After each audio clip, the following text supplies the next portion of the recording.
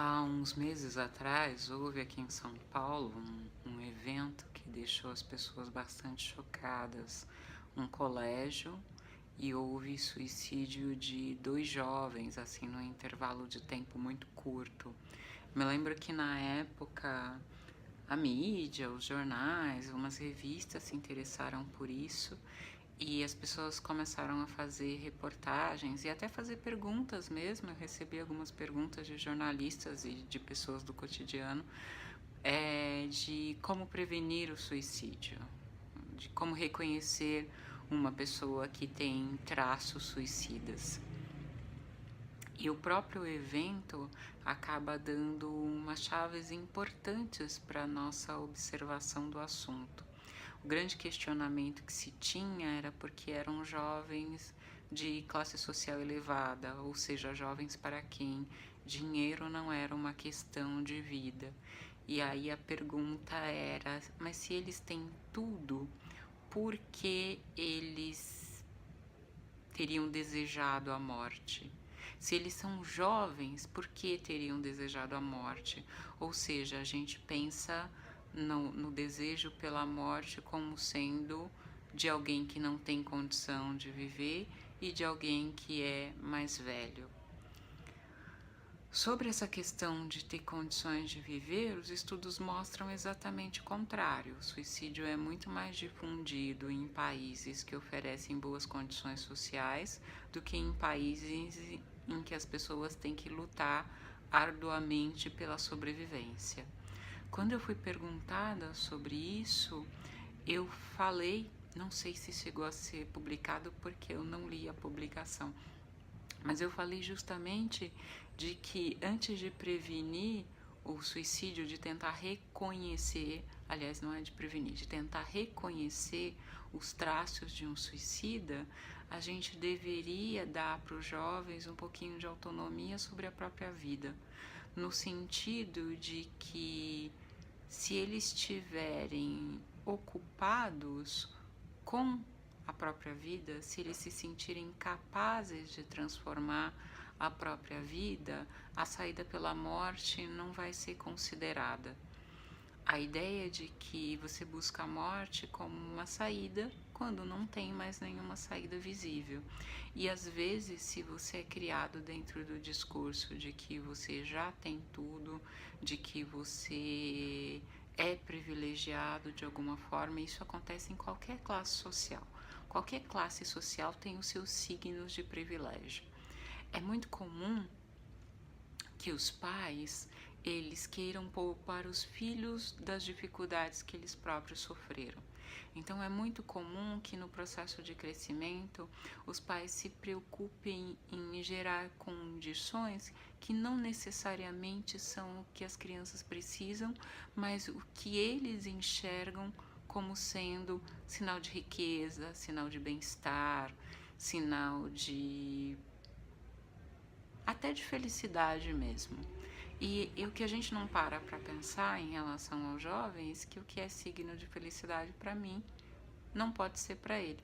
Inclusive porque para mim foi uma conquista e para ele é um fato dado por mim, inclusive. A gente não para pensar muito que às vezes ter dificuldades nos ajuda a desenvolver capacidades. Isso é um ponto muito importante sobre a juventude em geral, não só sobre suicídio.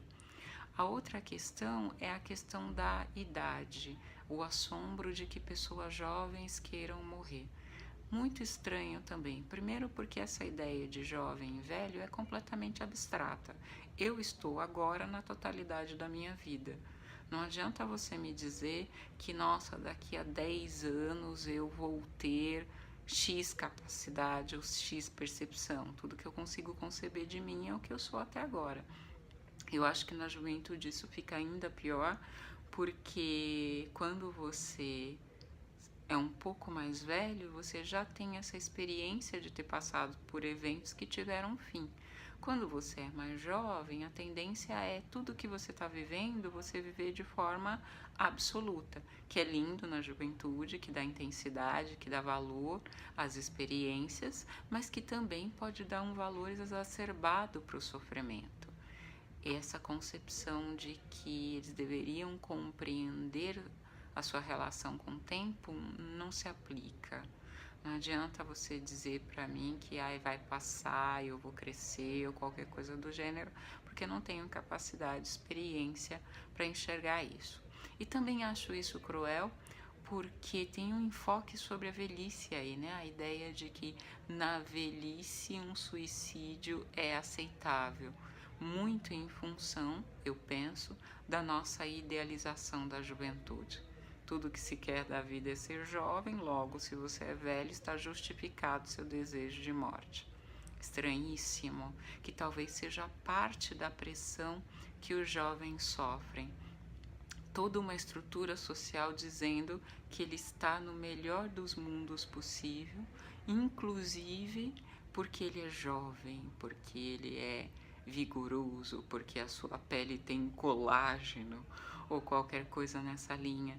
E a gente não se dá conta de que essa juventude sem capacidade de reflexão, sem alguém para se referencial de experiência e de perspectiva, é só uma época de angústia. E eu fico pensando quanto é sofrido isso. Você está angustiado, tentando perceber quem é você, tentando se dar conta de tudo que você tem que fazer no mundo, e alguém olha para você e fala: Nossa, mas você é muito feliz, você tem tudo. Isso é comum não só na juventude, em diversos aspectos da nossa vida, até nessas questões de aparência, né? De repente você olha para mim e pensa que eu tenho uma aparência ideal e pensa que porque eu tenho essa aparência, eu não sofro. E provavelmente as angústias que você tem eu não tenho, mas eu tenho outras, talvez igualmente dolorosas e com certeza igualmente válidas no que diz respeito à minha constituição psíquica. Então, essa noção de prevenir o suicídio na juventude passa, a meu ver, por construir responsabilidade por si mesmo.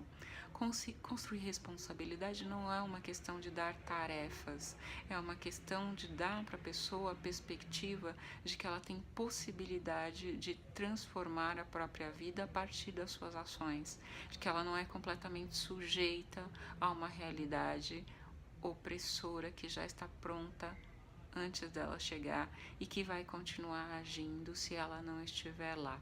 Esse sentido de desimportância e de não participação na realidade pode ser um dos motivadores do suicídio.